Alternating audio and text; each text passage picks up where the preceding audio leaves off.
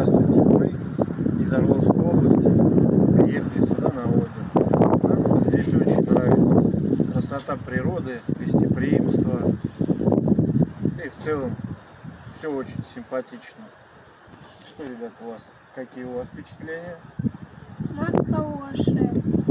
Есть что посмотреть, красота неописуемая. Природа, еда. Замечательно.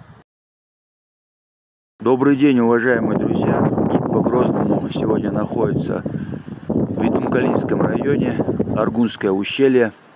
Это селение Итумкале. Здесь находится музей, мечеть 19 века постройки.